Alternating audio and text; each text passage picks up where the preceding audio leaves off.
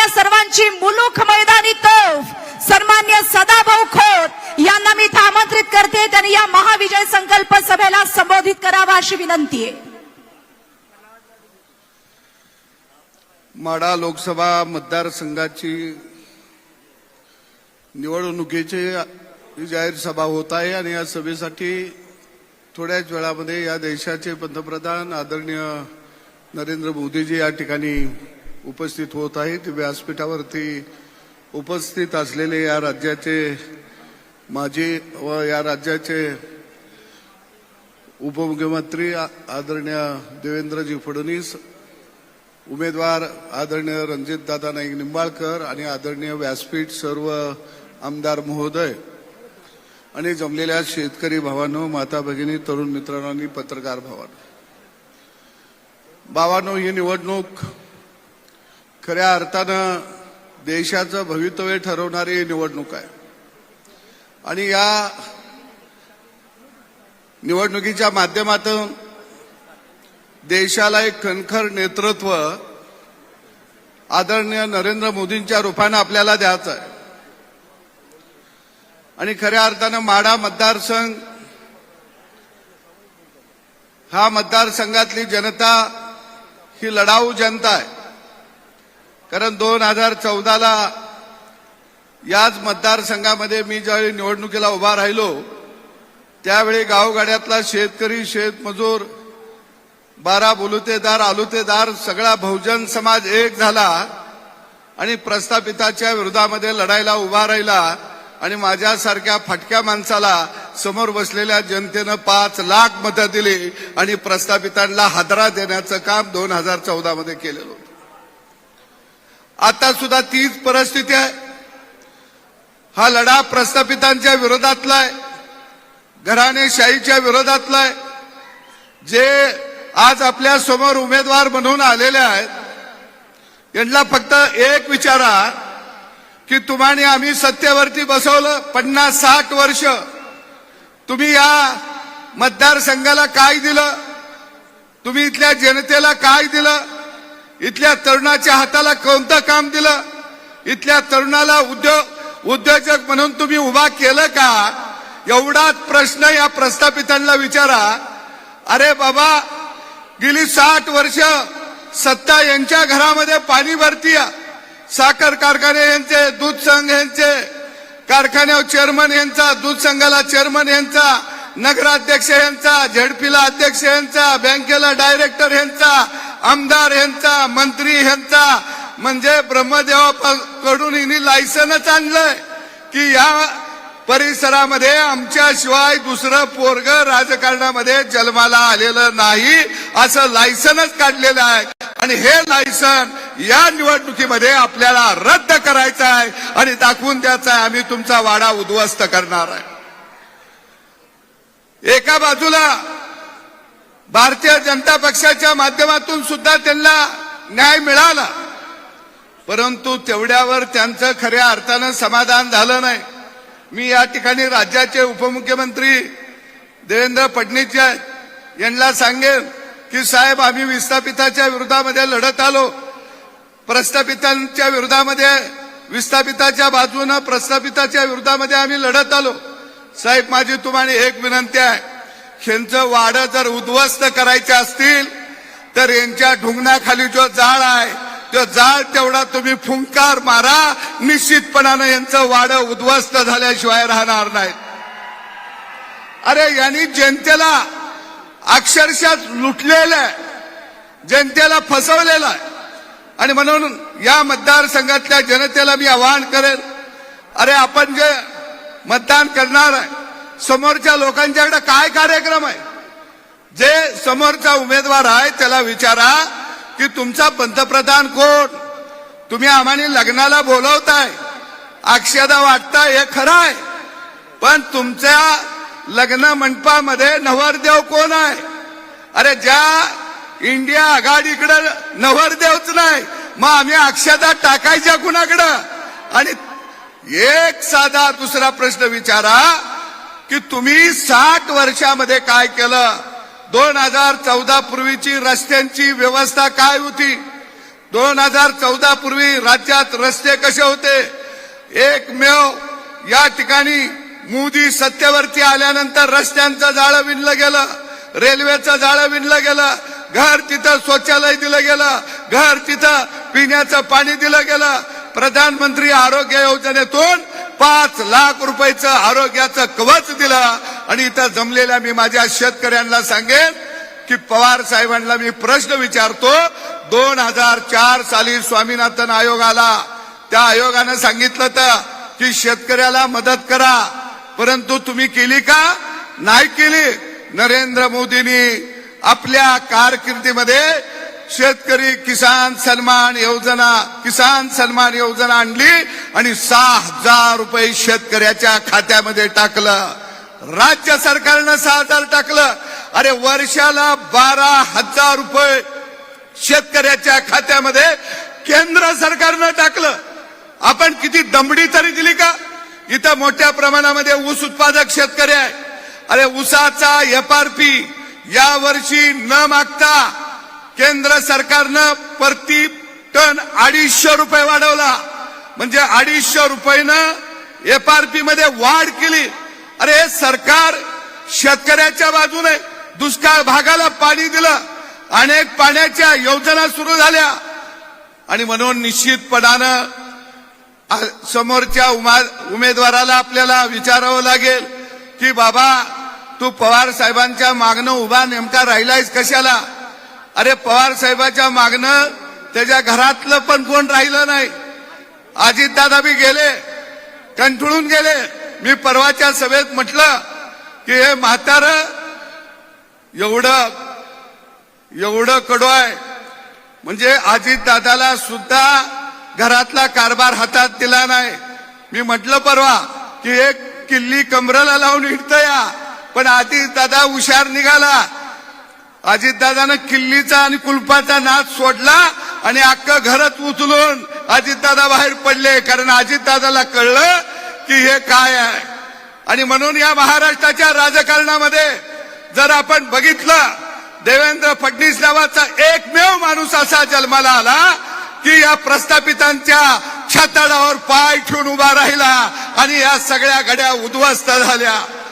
एकमेव माणूस. नाही शरद पवारांना वाटत होतं की माझ्या एवढा चलाक कोण नाही.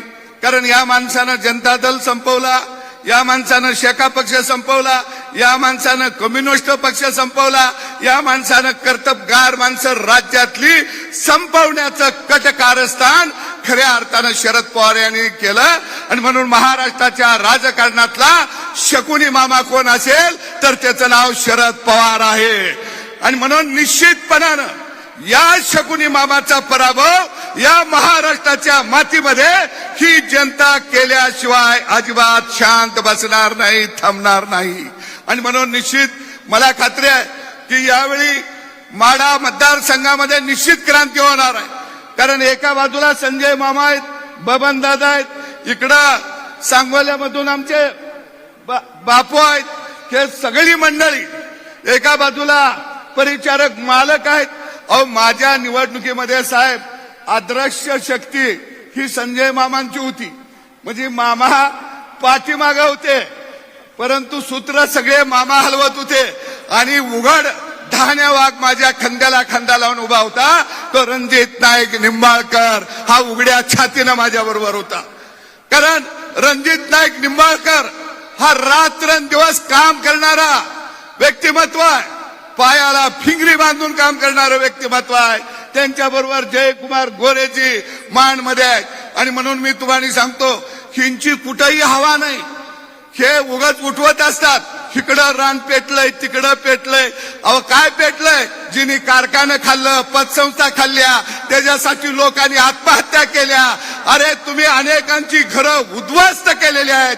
या निवडणुकीमध्ये ती जनता तुम्हाला उद्ध्वस्त केल्याशिवाय राहणार नाही. आणि म्हणून मी या ठिकाणी आपल्या सगळ्यांना आव्हान करतो की कमळासमोरील बटन दाबून रणजित नाईक निंबाळकर यांना प्रचंड बहुमताने विजय करा. धन्यवाद. जय हिंद. आणि यानंतर आपणा सर्वांना संबोधित करणार आहे. तत्पूर्वी आपण सर्वजण घोषणा देऊया. हात वरती करायचे. बोला बोला जय श्रीराम. आणि यानंतर माढा मतदारसंघाचे लोकप्रिय आमदार ज्येष्ठ नेते सन्मान्य बबनदादा शिंदे बोलतायत। एकदा जोरदार टाळी त्यांच्यासाठी आपण सर्वांनी घोषणा द्यायच्या। आदरणीय बबनदादा शिंदे बोलतायत या महासंकल्प विजयी सभेच्या निमित्तानं।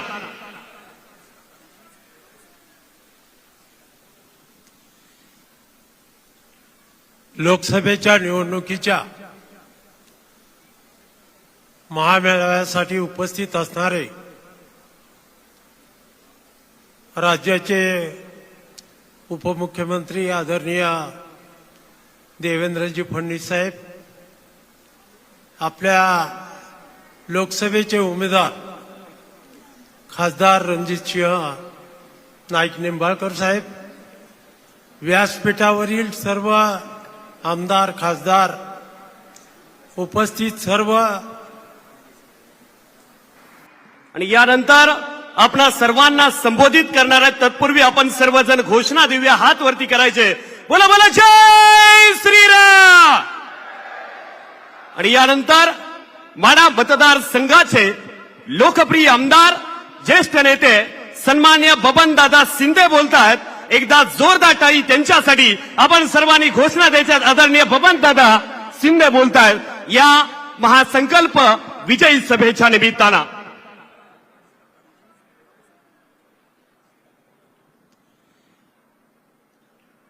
लोकसभेच्या निवडणुकीच्या उपमुख्यमंत्री आदरणीय देवेंद्रजी फडणवीस साहेब, आपल्या लोकसभेचे उमेदवार खासदार रणजितसिंह नाईक निंबाळकर साहेब, व्यासपीठावरील सर्व आमदार खासदार, उपस्थित सर्व,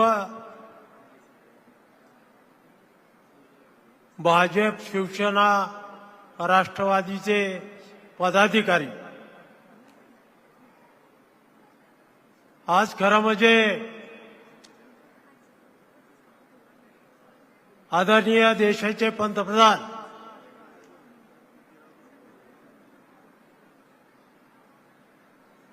त्यांचे विचार ऐकण्यासाठी आपण मोठ्या संख्येने या ठिकाणी जमलेलो आहोत। आपण जर पाहिलं गेल्या 10 वर्षातला विकास,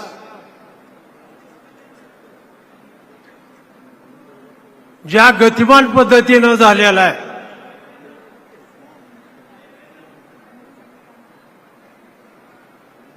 रस्ते असतील, पाण्याच्या योजना असतील, आरोग्याच्या सुविधा असतील, अशा वेगवेगळ्या प्रकारे रस्ते असतील, पाण्याच्या योजना असतील, आरोग्याच्या सुविधा असतील, अशा वेगवेगळ्या प्रकारे केंद्र सरकारच्या माध्यमातून अनेक गोष्टी आज केलेल्या आहेत।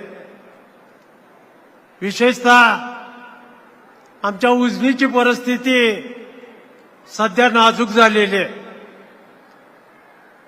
उजनीवर वर 16-18 धरणं आहेत आणि ती भरल्याशिवाय खाली पाणी येत नाही। आणि या परिस्थितीला आपल्याला भविष्यकाळामध्ये तोंड द्यायचं असेल तर कृष्णा नदीचं पाणी आपल्याला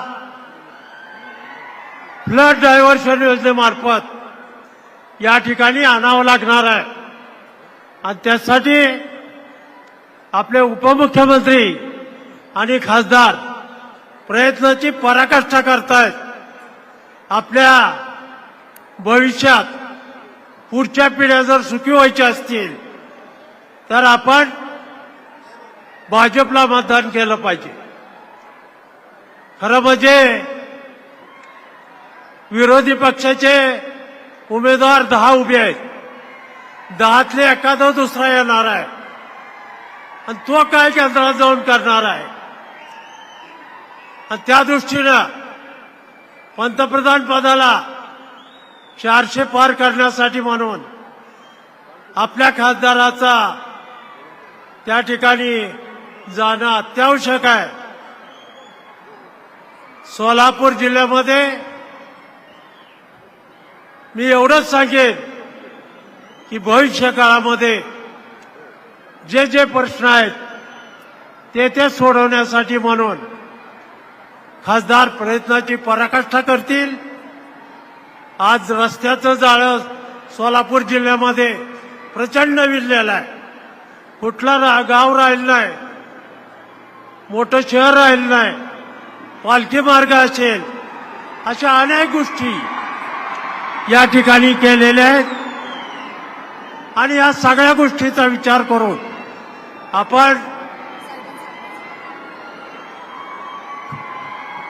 भाजपचे उमेदवार रणजितसिंह नाईक निंबाळकर यांना कमळाच्या चिन्हावर बटन दाबून प्रचंड मताने विजयी करा, एवढीच राष्ट्रवादी काँग्रेस पक्षाच्या वतीनं अजितदादाच्या वतीनं विनंती करतो आणि थांबतो. सन्माननीय आमदार बबनदादा शिंदे साहेब यांचे मी मनपूर्वक आभार व्यक्त करते. आणि सर्वांना एक विनंती आहे, आपले लाडके पंतप्रधान नरेंद्रजी मोदी साहेबांचं आगमन झालंय, पण सगळ्यांनी खाली बसा, खाली बसा, बोला भारत माता की. आणि यानंतर तुमच्या सर्वांशी संवाद साधतायत आपल्या सर्वांचे भाजपा महायुतीचे लोकप्रिय उमेदवार, पुन्हा एकदा भावी खासदार, ज्यांना आपल्याला थेट कुठं पाठवायचंय, कुठं पाठवायचंय, दिल्लीला पाठवण्यासाठी आपण सज्ज आहेत. आणि आपल्या सर्वांशी संवाद साधतायत पुन्हा एकदा भावी खासदार रणजितसिंहजी निंबाळकर साहेब. विनंती आहे, सगळ्यांनी खाली बसा.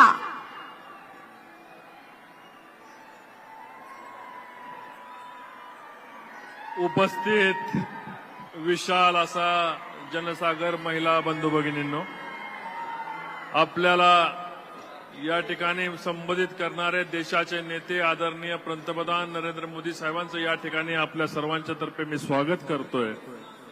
आदरणीय या आपल्याला सगळ्यांना संबोधित करण्यासाठी उपस्थित असलेले महाराष्ट्र राज्याचे उपमुख्यमंत्री देवेंद्रजी फडणवीस साहेब यांचं मी या ठिकाणी स्वागत करतोय. आमदार बबनदादा शिंदे, आमदार शहाजी बापू पाटील, आमदार जयकुमार गोरे, आमदार संजय मामा शिंदे, रश्मिताई बागल, माजी आमदार गुदगे, माजी आमदार जगताप साहेब, आमदार रमेश लाड, आमदार प्रसाद लाड. गाडी बंद करा ना, गाडी लागलीत वर, गाडी बंद करा. आमदार प्रसाद लाड साहेब, उपस्थित शिवसेनेचे नेते सावंत साहेब, कल्याणराव काळे साहेब, प्रशांत परिचारक साहेब, गोपीचंद पडळकर साहेब, मी शिवरूप खर्डेकर साहेब, आमचे दौलत नाना शितोळे साहेब, मकरंद भाऊ, कल्याणराव काळे साहेब, माग राजकुमार नानांच्या मागे आमचे सर्व बसलेले सहकारी प्रदात्या शिवरूपराजे, रंजन भाऊ, BY पाटील. मला माफ करा की सगळ्यांची नावं घेता येत नाहीत. आज हा विशाल जनसमुदाय, बहुतेक या मंडपामध्ये जनसमुदायाला बसण्यासाठी जागा कमी पडेल आणि भर दुपारी आलेल्या या जनसमुदायाचं मी माढा लोकसभेचा विद्यमान खासदार म्हणून मी या ठिकाणी तुमचं स्वागत करतोय. माझी विनंती आहे सर्वांना, पंतप्रधान महोदय या ठिकाणी व्यासपीठावर येणार आहेत, तर कृपया आपण आता सर्वांनी खाली बसून घ्यावे. कृपया आपण सर्वांनी खाली बसून घ्यावे. माढा लोकसभेच्या निवडणुकीचा हा शेवटचा टप्प्यामध्ये आपल्याला मार्गदर्शन करण्यासाठी, आपल्याला संबोधित करण्यासाठी आदरणीय देशाचे पंतप्रधान मोदी साहेब या ठिकाणी उपस्थित राहिलेले आहेत. मला आनंद होतोय साहेब, याच्या ठिकाणी मागच्या 5 वर्षापूर्वी याच ठिकाणी माळशिरस तालुक्यामध्ये आदरणीय मोदी साहेबांनी आपल्याला संबोधित केलं होतं आणि मोदी साहेबांच्या वतीने आदरणीय देवेंद्रजींनी सभेला आश्वासन दिलं होतं की माढा मतदारसंघामधल्या सिंचनाचे प्रकल्प आम्ही मार्गीला लावू. मला या ठिकाणी वचनपूर्तीनंतर आपल्याला बोलताना मला मनापासून आनंद आहे की साहेब आपण दिलेला त्यावेळेसचा रेल्वेचा शब्द, त्यावेळेसचा पाणी प्रश्नाचा शब्द आपण सोडवला. त्याबद्दल मागच्या 5 वर्षाच्या ज्या कामाच्या बद्दल मी लोकसभा मतदारसंघाच्या वतीने आदरणीय देवेंद्रजींचे, आदरणीय मोदी साहेबांचे मी मनापासून आभार मानतो. आपण साहेब ज्यावेळेस मतदारसंघामध्ये जनता पार्टीच्या ताब्यात आला, एकाही परवानग्या रद्द झाल्या होत्या, काही सिंचन योजनेला प्रशासकीय मान्यता नव्हत्या. मला आनंद आहे की या माढा मतदारसंघामधला फलटण तालुका असो, माळशिरस तालुका असो, सांगोला तालुका असो, करमाळा तालुका असो, माढा तालुका असो, संपूर्ण मतदारसंघामधल्या मान खटाव तालुक्यासहित सर्व मतदारसंघामधल्या सिंचन योजना आज देवेंद्रजींच्या आणि एकनाथ शिंदे साहेबांच्या रूपाने आज मार्गाला लागल्यात. देशाचे पंतप्रधान मोदी साहेबांचं मी या ठिकाणी स्वागत करतो आणि माझ्या शब्दाला विराम देतो. जय हिंद, जय महाराष्ट्र. आणि या ठिकाणी जय श्रीराम, भारत माता की, भारत माता की. अब की बार, अब की बार या भारत देशाचे लोकप्रिय नेतृत्व, ज्यांच्या नेतृत्वाखाली आज भारत देश संपूर्ण देशामध्ये संपूर्ण जगामध्ये आपलं भक्कम स्थान मिळवताना प्रत्येक भारतीयाला मान उंच व्हावा असं कर्तृत्व या जगाचे नेते म्हणून सन्माननीय पंतप्रधान नरेंद्रजी मोदी साहेब यांच्या रूपानं आपल्याला बघायला मिळतंय. बुलंद विकास पुरुष, कर्मयोगी, प्रखर राष्ट्रभक्त, दूरदृष्टीचे जननायक आणि अब की बार 400 पारचा नारा घेऊन सर्वसामान्यांचं सरकार पुन्हा एकदा भारतामध्ये यावं यासाठी महत्वपूर्ण लढा, आपल्याच माणसांवरती अन्याय करणाऱ्या आपल्याच माणसांच्या विरुद्धचा हा लढा सन्मान्य नरेंद्रजी मोदी साहेब यांच्या नेतृत्वाखाली आपण करतोय. मी पुन्हा एकदा माढा लोकसभेचे भाजपाचे आणि महायुतीचे अधिकृत उमेदवार सन्मान्य रणजितसिंहजी निंबाळकर साहेब यांच्या प्रचारार्थ आयोजित केलेल्या या विजयी संकल्प सभेला संबोधित करणारे सन्मान्य नरेंद्रजी मोदी साहेब यांचं मनपूर्वक स्वागत करते आणि या प्रसंगी त्यांचा सन्मान, त्यांचं स्वागत संपूर्ण धनगर समाजाच्या वतीनं या ठिकाणी संपन्न होतोय. ज्यांनी काल धनगर समाजाचा फेटा, काठी आणि घोंगडं नाकारलं, त्याच फेटा आणि काठी घोंगड्यानं पंतप्रधान नरेंद्रजी मोदी साहेब यांचं स्वागत धनगर समाजाच्या वतीनं इथं होतंय आणि हा सन्मान करतायत आमदार गोपीचंद पडळकर, सन्माननीय आप्पासाहेब देशमुख, सन्माननीय सोमनाथ ताता वाघमोडे आणि अर्जुनजी काळे. धनगर समाजाच्या वतीनं सन्माननीय पंतप्रधान नरेंद्रजी मोदी साहेब यांचा यथोचित सन्मान, त्यांचा आदरातिथ्य इथं होतंय. बोला येळकोट, येळकोट, येळकोट, येळकोट. आणि यानंतर सन्माननीय पंतप्रधान साहेबांचा यथोचित सन्मान लाखोंच्या संख्येनं श्रद्धास्थान असणाऱ्या, महादेवाचा अवतार असणाऱ्या बाळू मामाची मूर्ती देऊन सुद्धा इथं सन्मान होतोय. मी सन्माननीय आजच्या या कार्यक्रमाचे सर्वच मंचावरती उपस्थित असणारे महायुतीचे पदाधिकारी आपल्याला विनंती करते, महादेवाचा अवतार म्हणून गणल्या गेलेल्या आणि लाखोंच्या भक्तांच्या साक्षीनं बाळू मामांची मूर्ती आपण इथं देतोय आणि त्याचबरोबर संपूर्ण भारताचा आर्थिक कणा ज्याच्यावरती आधारलेले असे शेतकरी आणि बैलगाडा देऊन सुद्धा सन्माननीय प्रधानमंत्री साहेबांचा सन्मान होतोय. आमदार बबनदादा शिंदे, आमदार संजय मामा शिंदे आणि उपस्थित सगळ्या मान्यवरांच्या शुभ हस्ते हा सन्मान इथं संपन्न होतोय. मी पुनश्च एकदा विनंती करते, आमदार बबनदादा शिंदे, आमदार संजय मामा शिंदे, आमदार ॲडव्होकेट शहाजी बापू पाटील, सन्माननीय आमचे परिचारक साहेब, सन्माननीय आमच्या मंचावरती उपस्थित असलेल्या सगळ्याच मान्यवरांच्या शुभ हस्ते हा सन्मान सन्माननीय पंतप्रधान नरेंद्रजी मोदी साहेब यांचा इथं होतोय.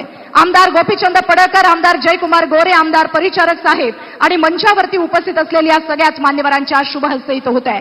बोला जोरदार टाळ्याने आपण पुन्हा एकदा आपल्या लाडक्या पंतप्रधानांचं इथं स्वागत करूया आणि मी त्यांचं पुन्हा एकदा स्वागत करते. आणि यानंतर जशी वारकऱ्यांच्या भक्तीशिवाय पंढरीचा पांडुरंग नाही, जशी वारकऱ्यांच्या भक्तीशिवाय पंढरीचा पांडुरंग नाही, तसंच फडणवीस साहेबांच्या नेतृत्वाशिवाय महाराष्ट्राचा विकास नाही. आणि अशा या महाराष्ट्राच्या विकासाचा ढाण्यामाग महाराष्ट्र राज्याचे लाडके उपमुख्यमंत्री नामदार देवेंद्रजी फडणवीस साहेब आपल्याला संबोधित करतायत. जोरदार टाळ्यांनी आपण स्वागत करूयात सन्माननीय फडणवीस साहेब. भारत माता की, भारत माता की, छत्रपती शिवाजी महाराज की, धर्मवीर छत्रपती संभाजी महाराज की, येळकोट येळकोट बाळू मामाच्या नावानं मंचावर उपस्थित असलेले अखिल विश्वातील सर्वाधिक लोकप्रिय नेते, आपल्या सर्वांचे नेते आणि भारताचे प्रधानमंत्री माननीय नरेंद्र मोदीजींचं आपल्या सगळ्यांच्या वतीनं मी या ठिकाणी स्वागत करतो. मंचावर उपस्थित आपले लोकप्रिय उमेदवार रणजित सिंह नाईक निंबाळकर, नीलमताई गोरे, जयकुमार गोरे, बबनदादा शिंदे, प्रसादजी लाड, गोपीचंदजी पडळकर, संजय मामा शिंदे, शहाजी बापू पाटील, प्रशांत मालक परिचारक, सदाभाऊ खोत, रश्मीताई बागल, संजीवनीताई पाटील, दिलीपराव येळगावकर, जयंतराव जगताप, दौलत नाना शितोळे, राजकुमार नाना पाटील, चेतन सिंग केदार, दीपक आबा साळुंके, जयकुमार शिंदे, कल्याणराव काळे, शिवाजीराव सावंत, सोमनाथजी वाघमोडे, दादासाहेब उराडे, चंद्रकांत कोकाटे, शिवरूप राजे, त्याचप्रमाणे शरद बापू, विक्रम कदम, सर्वच या ठिकाणी उपस्थित मान्यवर आणि उपस्थित माझ्या सर्व माता भगिनी आणि बंधूंनो, खरं म्हणजे इतक्या विराट संख्येने आपण सगळे लोक या ठिकाणी एकत्रित आला आहात. माझ्या मनात कुठली शंका नाही. पुन्हा एकदा म्हाडा मतदारसंघातनं रणजित सिंग नाईक निंबाळकरच निवडून येणार. बंधू भगिनींनो, रणजित सिंग नाईक निंबाळकरांनी माननीय मोदी साहेबांच्या आशीर्वादाने जे जे शब्द दिले होते ते शब्द या ठिकाणी पूर्ण केले. 50-60 वर्ष ज्यांना आपण नेतृत्व दिलं ते प्रत्येक निवडणुकीमध्ये ती भाषणं करायचे, तेच ते वादे करायचे, त्या घोषणा करायचे, पण ते कधी पूर्ण झालं नाही. पण तुम्ही पहिल्यांदा मोदीजींच्या सोबत रणजित दादाला पाठवलं. या ठिकाणी पाणी देखील आलं, या ठिकाणी रेल्वे देखील आली आणि चिंता करू नका, आता 36 गावाच्या पाण्याचा प्रश्न बाकी आहे. हा माझा तुम्हाला शब्द आहे, रणजित दादाच्या वतीनं हे पाणी मोदी साहेबांच्या माध्यमातून त्या ठिकाणी पोहोचवल्याशिवाय आम्ही शांत बसणार नाही. आज तुम्ही बघा, वर्षानुवर्ष आपल्याला सांगितलं जायचं कृष्णा भीमा स्थिरीकरण, कृष्णा भीमा स्थिरीकरण. मलाही वाटलं मोठी योजना आहे, मुख्यमंत्री झालो, फाईल उघडली तर लक्षात आलं त्याच्यावर लिहिलं होतं पाणी उपलब्ध नाही, योजना बंद करता येणार नाही. पण या ठिकाणी रणजित दादाला तुम्ही खासदार केलं आणि मी मुख्यमंत्री असताना त्या ठिकाणी प्रयत्न सुरू केला. माझ्या लक्षात आलं की आपल्याला जे वाहून जाणारं पाणी आहे, जे फ्लडचं पाणी आहे, ते पाणी डायव्हर्शन कॅनलनी उजनीपर्यंत आणता येतं आणि या सगळ्या दुष्काळी भागामध्ये हे पाणी पोहोचवता येतं. आपण वर्ल्ड बँकेची परवानगी मागितली, माननीय मोदी साहेबांकडे गेलो, आमच्या रणजित दादांनी त्याचा पाठपुरावा केला. मला सांगताना आनंद वाटतो, या फ्लड इरिगेशन प्रोजेक्टला त्या ठिकाणी मोदी साहेबांच्या आशीर्वादाने वर्ल्ड बँकेने देखील तत्वता मान्यता दिली आणि पैसे देण्याचं कबूल केलं. आता कृष्णेचं पाणी, वाहून जाणारं पाणी हे उजनीमध्ये आणून त्या माध्यमातून या संपूर्ण भागाला सुजलाम सुफलाम करण्याचं काम हे आपल्या सरकारच्या माध्यमातून होणार आहे. बंधू भगिनींनो, मोदीजींसारखा नेता पाठीशी आहे. आपण पाहतो, हायवेज पाहतोय, पिण्याच्या पाण्याच्या योजना पाहतोय, या ठिकाणी आपण सिंचनाच्या योजना पाहतोय. हे सगळं या ठिकाणी संभव झालं मोदी साहेबांचं नेतृत्व आहे. म्हणून मी तुम्हाला एवढंच सांगू इच्छितो, आता रणजित दादांच्या विरुद्ध पुन्हा एकदा जे उभे राहिलेत, जरा त्यांचाही इतिहास बघा, जे उभे राहिलेत त्यांचं एफिडेव्हिट बघा. मी तुम्हाला एक शब्द देतो, या तालुक्याला त्यांच्या दहशतीतून मी मुक्त करणार आहे, मुक्त करणार आहे. सामान्य माणसाला जो त्रास आहे, ज्या जमिनी बळकावल्या गेल्यात, जे लोकांचे खून झालेत, जे लोकांवर हल्ले झालेत, ज्या प्रकारे लोकांना प्रताडित केलंय, हे सहन केलं जाणार नाही. ही लोकशाही आहे, ही ठोकशाही नाही आहे. इथे अशा प्रकारे ठोकशाही ही चालू दिली जाणार नाही.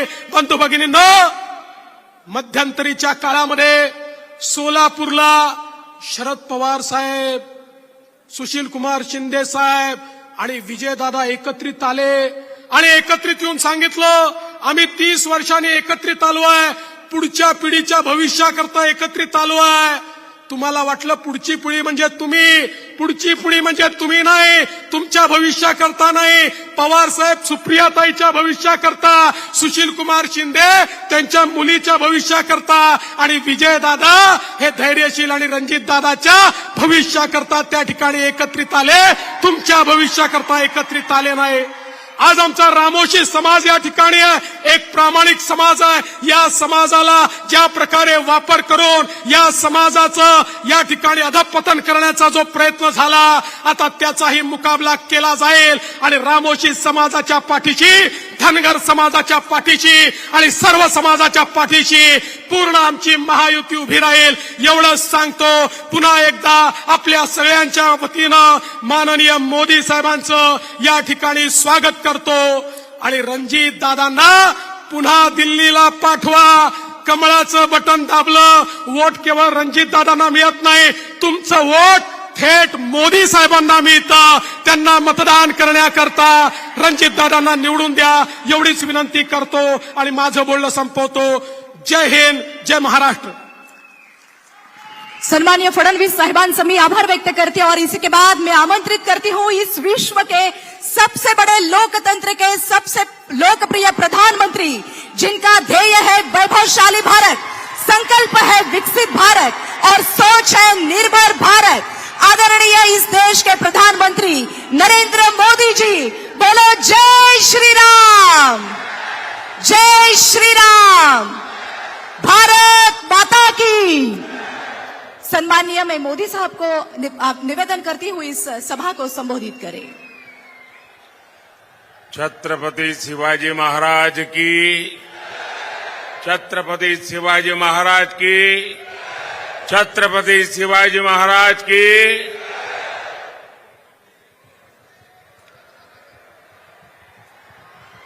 इथे मंचावर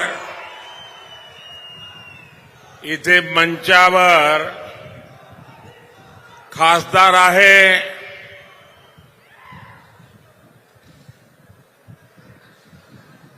आणि एक कामदार सुद्धा आहे.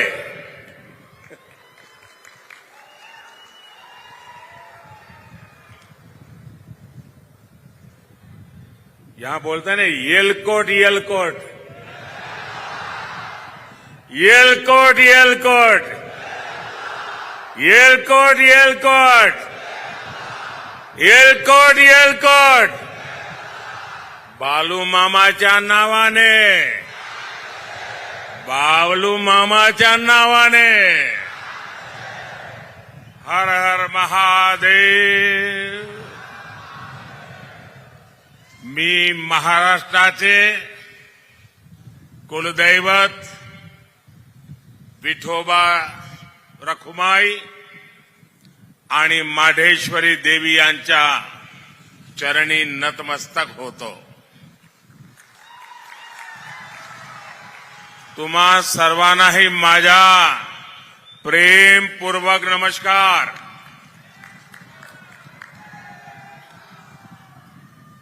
छत्रपति शिवाजी महाराज की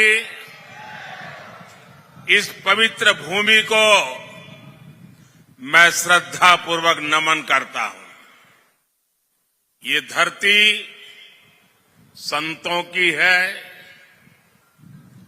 वारकरी संप्रदाय, अनेक संतों का आशीर्वाद हम सबके ऊपर है. उनकी प्रेरणा से आज मोदी विकसित भारत के लिए आपसे आशीर्वाद मांगने आया है. सबसे पहले तो मैं क्षमा मांगता हूं। क्षमा इस बात की कि हमारे देश के पॉलिटिशियनों ने ऐसी आदत डाली है कि सभा अगर 11 बजे घोषित होती है तो नेता 1 बजे आता है और जनता को भी धीरे धीरे आदत लग गई, हाँ यार वो तो 1 बजे आएंगे। अब मेरी मुसीबत है कि मैं समय पे आ जाता हूं और उसके कारण बहुत से नागरिकों को अन्याय होता है। मैं आया हूं तब से देख रहा हूं पूरा जुलूस आ रहा है वहां से। अब इतनी बड़ी तादाद में जो लोग आ रहे हैं, मैं उनको मेरी बात नहीं कह पाऊंगा, इसलिए जो अभी पहुंचे नहीं हैं मैं उनके भी पहले से क्षमा मांगता हूं, क्योंकि आगे के कार्यक्रम में जाने के लिए मैं अपनी बात करके चला जाऊंगा। तो आप कृपा करके मुझे क्षमा कीजिए। आप इतने दूर दूर से आते होंगे, गांवों से आते होंगे और इस सभा के लिए आते होंगे, लेकिन मेरी कठिनाई है कि मैं आपके दर्शन किए बिना आगे निकल जाऊंगा। तो मैं क्षमा मांग करके मेरी बात शुरू करता हूं। लेकिन साथियों, ये जो हुजूम मैं देख रहा हूं, वहां धूप में भी इतने लोग खड़े हैं, ये प्यार, ये बहुत बड़ी ताकत होती है जी। इतनी बड़ी तादाद में माताएं बहनें आशीर्वाद देने आए, जीवन में इससे बड़ा सौभाग्य क्या होता है जी। पिछले 10 साल में आपने जब से मुझे काम दिया है, अपने शरीर का कण कण और समय का पल पल सिर्फ और सिर्फ नम्र भावपूर्वक आपकी सेवा में लगाया है।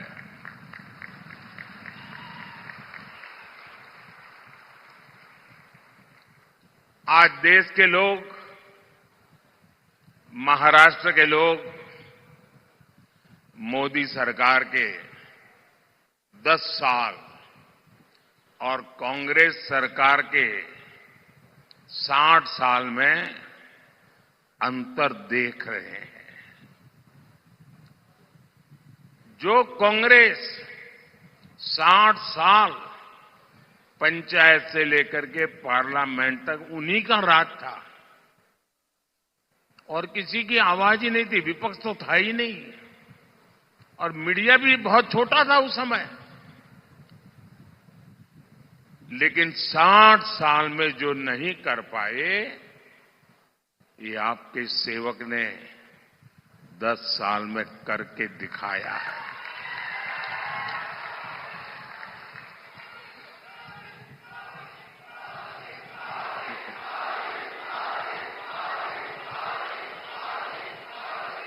पिछले 60 साल में आपने कई बार कांग्रेस के सभी प्रधानमंत्रियों के मुंह से, उनके सभी नेताओं के मुंह से एक ही बात सुनी होगी, गरीबी हटाएंगे, गरीबी हटाएंगे, गरीब माला जपते रहते ना।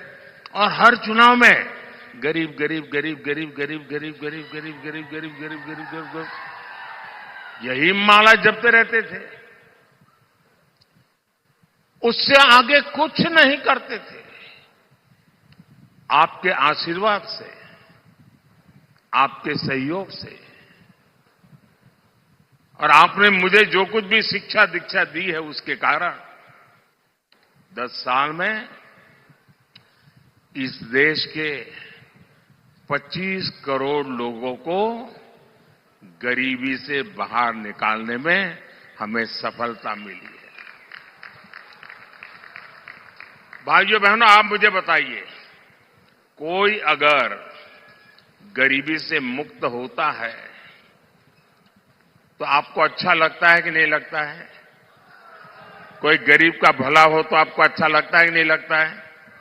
जरा माताएं बहनें बताएं, अच्छा लगता है कि नहीं लगता है? अच्छा लगता है। अगर किसी को गरीबी से बाहर निकालते हैं तो हमें पुण्य मिलता है कि नहीं मिलता है? पुण्य मिलता है कि नहीं मिलता है? ये 25 करोड़ लोग गरीबी से बाहर निकले तो इसका पुण्य किसको मिलेगा? इसका पुण्य किसको मिलेगा? इसका पुण्य किसको मिलेगा? इसका पुण्य किसको मिलेगा? इसका पुण्य किसको मिलेगा? मोदी को नहीं मिलेगा।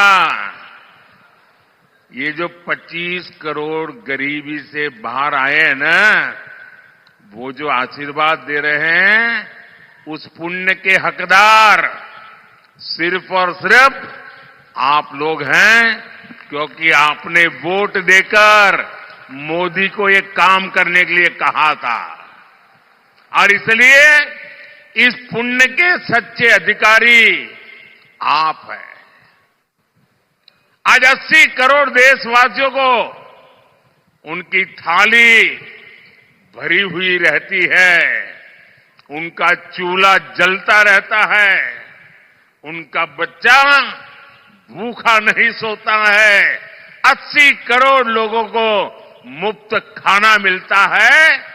इसका पुण्य किसको मिलता है? आपको मिलता है।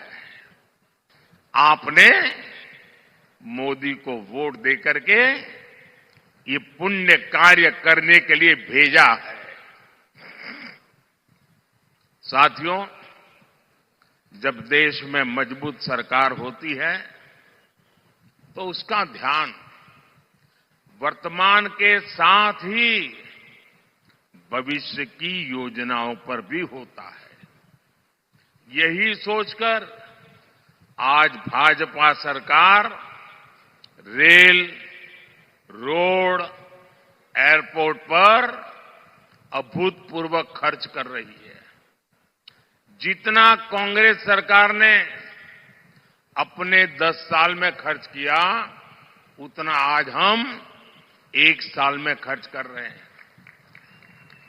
तभी तो आज आप हर तरफ आधुनिक इंफ्रास्ट्रक्चर देख रहे हैं। इसका सीधा लाभ भगवान विट्ठल की इस धरती को भी हो रहा है।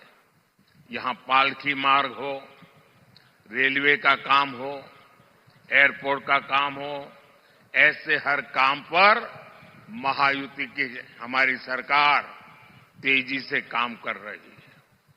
भाइयों और बहनों, महाराष्ट्र की जनता जब प्यार देती है, जब आशीर्वाद देती है, तो कोई कसर नहीं छोड़ती है। लेकिन अगर कोई अपना वचन पूरा नहीं करता तो महाराष्ट्र की जनता उसे भी बराबर याद रखती है। रखती है कि नहीं रखती है? और हिसाब बराबर समय आने पर चुकता करती है कि नहीं करती है? अब देखिए, 15 साल पहले एक बहुत बड़े नेता यहां चुनाव लड़ने के लिए आए थे।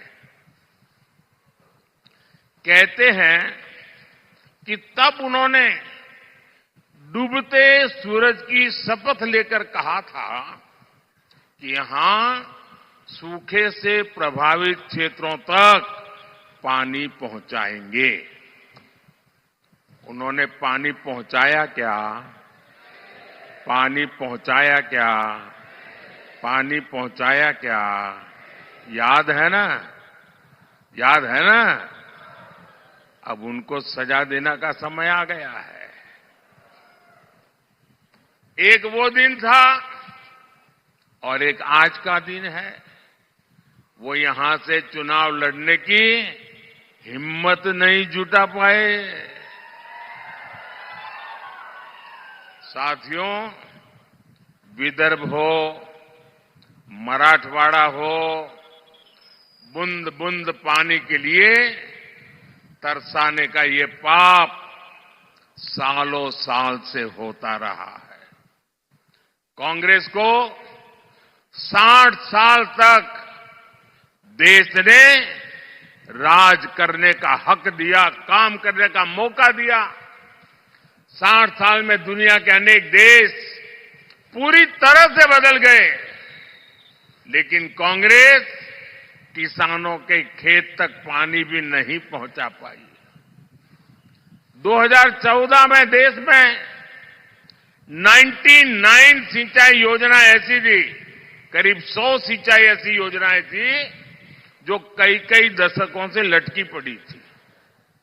इसमें भी सबसे ज्यादा 26 परियोजनाएं महाराष्ट्र की थी। सोचिए कितना बड़ा धोखा इन लोगों ने महाराष्ट्र को दिया है। साथियों, हर खेत में पानी पहुंचाना, हर घर तक पानी पहुंचाना, ये मेरे जीवन का बहुत बड़ा मिशन है। 2014 में सरकार बनने के बाद मैंने पूरी शक्ति इन सिंचाई परियोजनाओं को पर लगा दी। आज कांग्रेस की लटकाई वो करीब करीब 100 सिंचाई परियोजनाओं से 63 परियोजनाएं पूरी हो चुकी है। जिस नीलवांडे डैम का इंतजार 50 सालों से हो रहा था, उसे हमने पूरा करवाया। गौसीखुर्द परियोजना का ज्यादातर काम एकनाथ जी, अजित दादा और देवेंद्र जी की टीम तेजी से पूरा कर रही है। हमारी सरकार 5 साल में ही 11 करोड़ से ज्यादा घरों तक नल से जल पहुंचा चुकी है। 10 साल में माइक्रो इरिगेशन का दायरा भी 2 गुने से अधिक बढ़ा है। इसका लाभ यहां केले की पैदावार से जुड़े किसानों को भी हो रहा है। साथियों, जब देश की आजादी के 75 साल हुए, इतना बड़ा उत्सव था, कोई और नेता होता तो क्या करता? कोई एक बड़ा स्तंभ खड़ा कर देता, उस पर अपना नाम लिखवा देता, कोई ऐसी चीज बना कर देगा खुद के नाम पर जड़ देता। लेकिन देश जब आजादी के 75 साल मना रहा था, तब मोदी को खुद के लिए कुछ करने का विचार नहीं आया, सरकार का नाम कमाने का विचार नहीं आया। तब मैंने संकल्प लिया था कि देश के हर जिले में 75 साल के निमित्त 75 अमृत सरोवर बनवाऊंगा। अमृत सरोवर अभियान के तहत अनेकों अमृत सरोवर देश के हर जिले में बने हैं। ये अमृत सरोवर मेरे दिमाग में मेरा किसान था, मेरे दिमाग में खेत था, मेरे दिमाग में सूखे खेतों को पानी पहुंचाने का एक संकल्प था। ये अमृत सरोवर आज की नहीं बल्कि आने वाली पीढ़ियों को भी बहुत काम आने वाले हैं। साथियों, ये हमारा महाराष्ट्र तो सहकारिता की धरती है। यहां के हमारे शुगर कोऑपरेटिव की किसानों को सशक्त करने में बहुत बड़ी भूमिका रही है। मोदी देश की पूरी ग्रामीण अर्थव्यवस्था में सहकारिता के दायरे को बढ़ाने के लिए प्रतिबद्ध है। इसलिए 2019 में जब आपने फिर पूर्ण बहुमत की सरकार बनाई, तो हमने पहली बार देश में सहकारिता के लिए अलग मंत्रालय बनाया, अलग मिनिस्ट्री बनाई। हमने देश भर में 10,000 किसान उत्पादक संघ एफपीओ बनाने का अभियान शुरू किया, जिसमें से 8,000 बन भी चुके हैं। यहां महाराष्ट्र में ऑनलाइन बिक्री से लेकर एक्सपोर्ट तक यहां के हमारे किसान उत्पादक संघों का दायरा लगातार बढ़ रहा है, लगातार बढ़ रहा है। ये हमारी पीएसएस, उनको भी मजबूत किए जा रहा है। इनको सरकार की अनेक दूसरी योजनाओं की सेवाएं देने के लिए भी तैयार किया जा रहा है। आने वाले 5 वर्षों में सरकार का लक्ष्य 2 लाख सहकारी समितियां बनाने का है। साथियों, आप सभी जानते हैं कि जो छोटा किसान होता है उसके पास भंडारण की पर्याप्त सुविधा नहीं होती है, इसलिए उसे मजबूरी में कम दाम पर अपनी उपज बेचनी पड़ती है। अब हमने दुनिया की सबसे बड़ी अन्न भंडारण योजना पर काम शुरू किया है। इसकी जिम्मेदारी भी सहकारी संस्थाओं को दी गई है। इससे किसान को अपने हिसाब से उपज मार्केट में लाने का विकल्प मिलेगा। बीजेपी ने अपने संकल्प पत्र में प्याज, टमाटर और आलू किसानों की उपज की भी चिंता की है। आने वाले 5 साल में देश भर में विशेष स्टोरेज क्लस्टर बनाए जाएंगे। इसका बहुत बड़ा फायदा महाराष्ट्र के प्याज किसानों को होगा। साथियों, ये अगाड़ी वाले किसानों को लेकर के बड़ी बड़ी बातें आज करते हैं। 2014 से पहले जब इनकी सरकार थी तब क्या स्थिति थी, एक किसानों को याद दिलाना मेरा दायित्व है। और मैं यहां किसी की आलोचना करने नहीं आया। मैं देश की जनता को, महाराष्ट्र की जनता को, मेरे देश के किसानों को सच्चाई से अवगत कराना चाहता हूं। 10 साल जब रिमोट कंट्रोल वाली सरकार चलती थी तब यहां के कद्दावर नेता देश के कृषि मंत्री थे। और क्या हुआ था, जब यहां के बड़े कद्दावर नेता दिल्ली में बैठे राज करते थे तो गन्ने का एफआरपी करीब 200 रुपये था। और आज मोदी के सेवा काल में गन्ने का एफआरपी 340 रुपये प्रति क्विंटल, यानी करीब करीब 350 रुपये। जब ये कद्दावर नेता वहां कृषि मंत्रित्व के नाते बैठे थे तब गन्ना किसान अपने एरियर के लिए शुगर कमीशन के ऑफिस का चक्कर लगाते थे। आज ऐसी स्थिति नहीं है। आज देश में करीब करीब 100% एरियर पेमेंट होता है।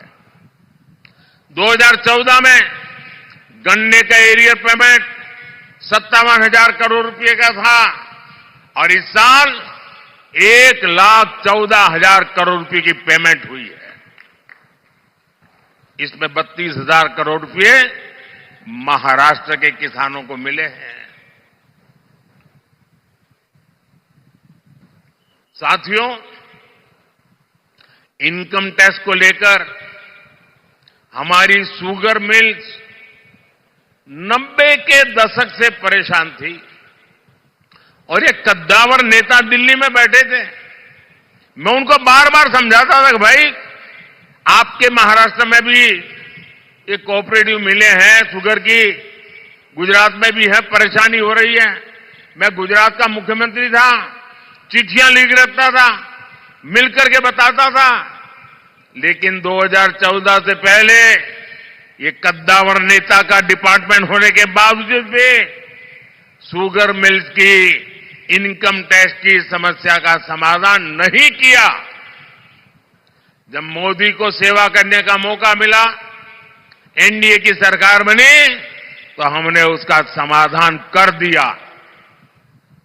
हमने कोऑपरेटिव शुगर मिलों को 10,000 करोड़ रुपए की राहत दी, यानी पुरानी इनकम टैक्स डिमांड माफ की, कानूनी मामलों का समाधान भी किया।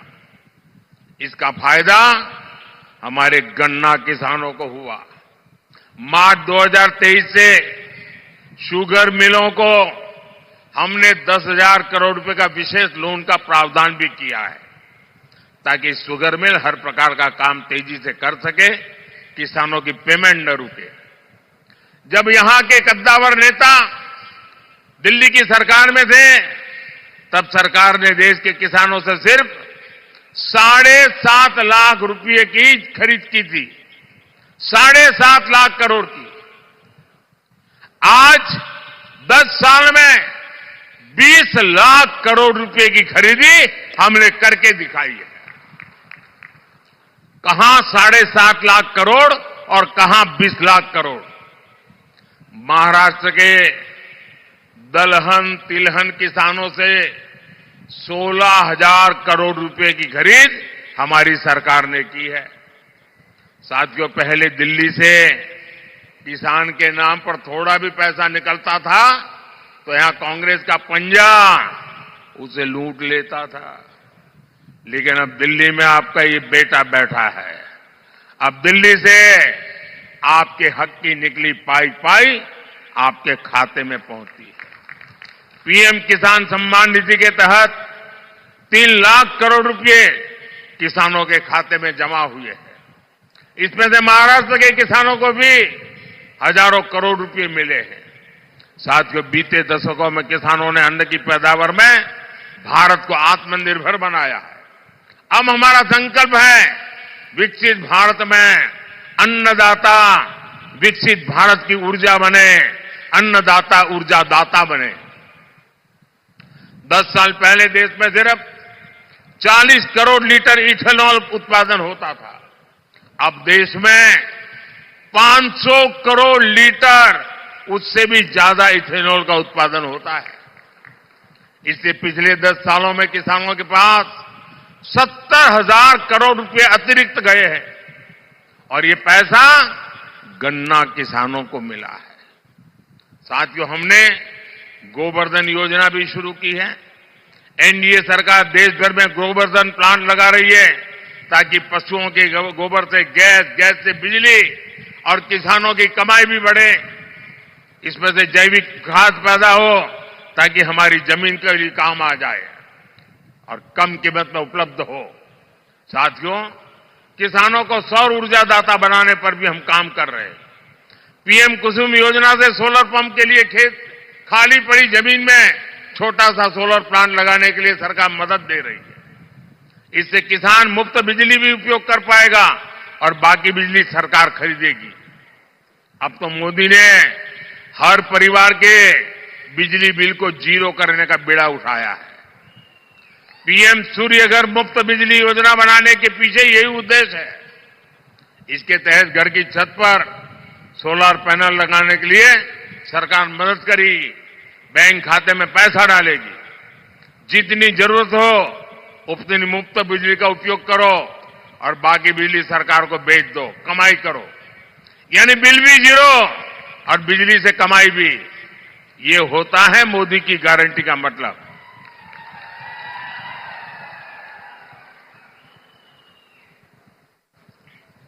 भाइयों बहनों, विकसित भारत बनाने में देश की नारी शक्ति की बहुत बड़ी भूमिका है। मोदी गांव की अपनी करोड़ों बहनों को सशक्त करने में जुटा है। 10 वर्ष में हमने 10 करोड़ बहनों को स्वयं सहायता समूहों से जोड़ा है। आज ये बहनें गांव की अर्थव्यवस्था को गति दे रही है। हमारे प्रयासों से कुछ समय के भीतर 1 करोड़ बहनें लखपति दीदी बनी है। आंकड़ा बहुत बड़ा है। 1 करोड़ बहनें मेहनत करके कमाई करके लखपति दीदी बनी है। और अब मोदी ने गारंटी दी है कि मैं 3 करोड़ बहनों को लखपति दीदी बनाऊंगा। और तभी तो हिंदुस्तान कोने कोने से हर मां, हर बहन, हर बेटी एक ही बात कह रही है, फिर एक बार, फिर एक बार, फिर एक बार। भाइयों और बहनों, भाजपा के इन प्रयासों के बीच आपको कांग्रेस की एक्सरे मशीन के सावधान रहना है।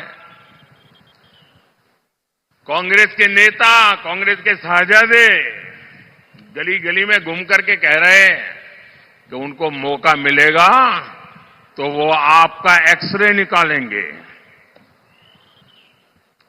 आपके लॉकर में क्या पड़ा है, आपके बैंक में क्या खाते में पड़ा है, आपके घर में कितना सोना पड़ा है, कितने पैसे पड़े हैं, ये सारा उसका हिसाब किताब लगाएंगे और फिर कहते हैं वो हम बांट देंगे, ज्यादा जो है ले लेकर के बांट देंगे।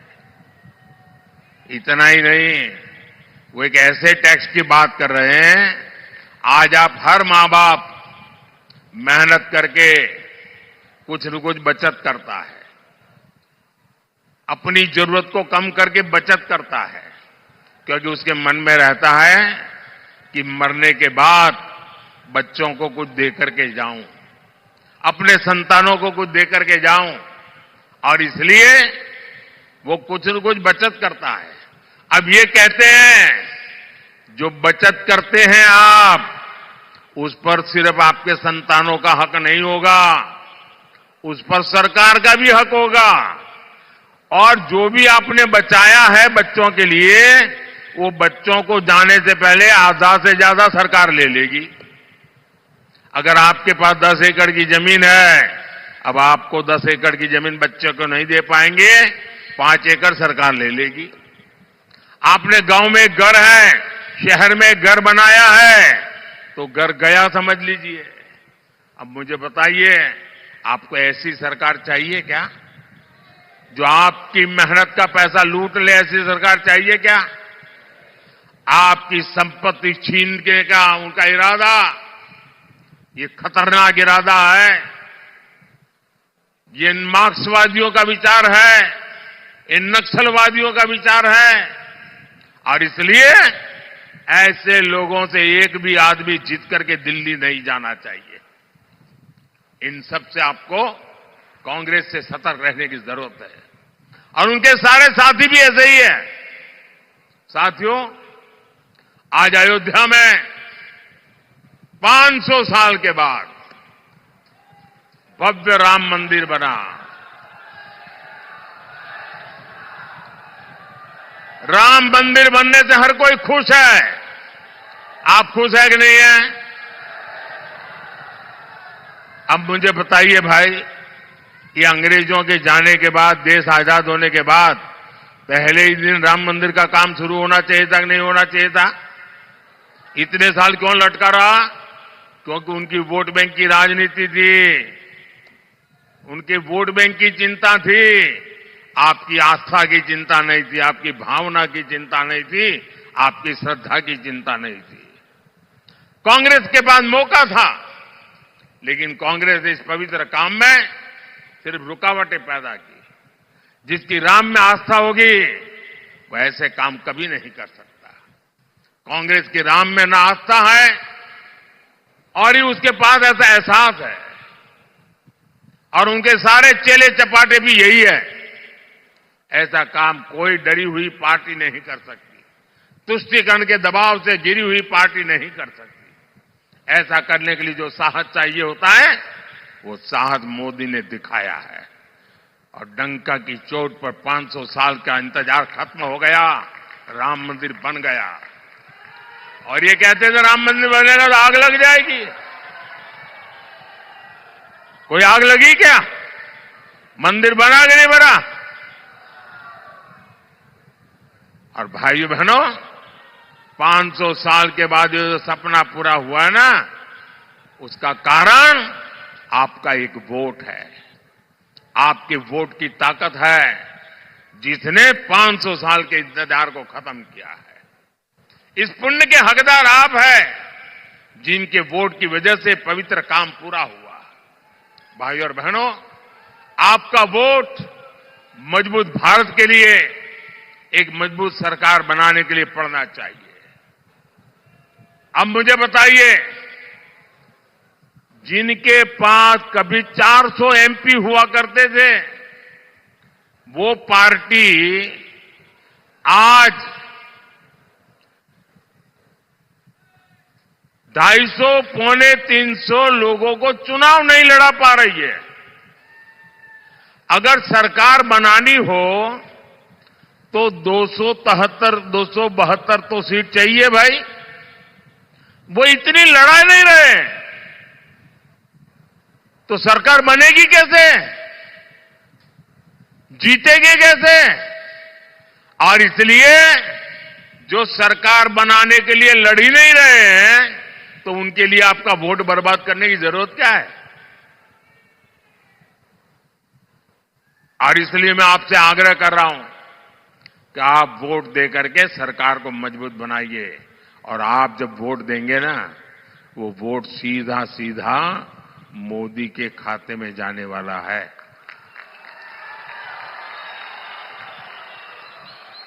7 मई को गर्मी कितनी ही क्यों न हो, पहले मतदान फिर जलपान। मतदान किए बिना जलपान नहीं करेंगे, ये हमें संकल्प करना है। 7 मई को मेरे साथी रंजीत नायक निंबालकर जी को आप जो वोट डालेंगे, वो मोदी की शक्ति बढ़ाएगा। माड़ा के लोगों से मेरा एक आग्रह और है, आप इनको तो जिताइए, लेकिन मेरा एक और काम करिए। यहां से जाने के बाद गांव में, मोहल्ले में, परिवार में सबको बताना कि अपने मोदी जी आए थे और मोदी जी ने आपको नमस्कार भेजा है, प्रणाम भेजा है। मेरा प्रणाम पहुंचा देंगे, सभी को मेरा प्रणाम पहुंचा देंगे। मेरे साथ बोलिए, भारत माता की, भारत माता की, भारत माता की। बहुत बहुत धन्यवाद। या महाविजय संकल्प सभेला संबोधित करणारे आदरणीय देशाचे लाडके पंतप्रधान नरेंद्रजी मोदी साहेब यांचं या ठिकाणी मी मनपूर्वक आभार व्यक्त करते। आणि या महाविजय संकल्प सभेला उपस्थित असणाऱ्या सन्माननीय रश्मी दीदी बाग ची सभा महाएल्गार सभा आहे लाईव्ह माडातून पीएम नरेंद्र मोदी विराट सभा लाईव्ह नरेंद्र मोदी देवेंद्र फडणवीस मोहिते पाटलांवर गरजले। माढा येथे महाएल्गार सभा युतीची झालेली आहे। पुणे महाराष्ट्रातील एक अंतर्गत आत्म्यातना 45 वर्षापूर्वी उपस्थितीत लोटले। त्यानंतर आज देशही उपस्थिती रत्नेत लोटण्याचं काम या व्यक्तीकडून केलं जात आहे। अशा शब्दात पंतप्रधान नरेंद्र मोदी नाव न घेता राज्यातील ज्येष्ठ नेते शरद पवार यांच्यावर निशाणा साधला व त्या प्रकारे आपले साधला आणि पुणे जिल्ह्यातील 4 लोकसभा मतदारसंघातील उमेदवारीच्या प्रचारासाठी त्यांच्या रेसकोर्सच्या मैदानावर सभा पार पाडली। या सभेत त्यांनी हे विधान केले आहे व अशा प्रकारे शरद पवारांवर त्यांनी टीका करत आपले मनोगत व्यक्त केले आणि आपले भाषण संपवले व अशा प्रकारे ते प्रत्येक ठिकाणी आपल्या सभा घेत आहेत आणि विरोधी पक्षांना निशाणा साधत आपले प्रचार करत आहेत। अशा प्रकारे त्यांनी त्यांचं 2 शब्द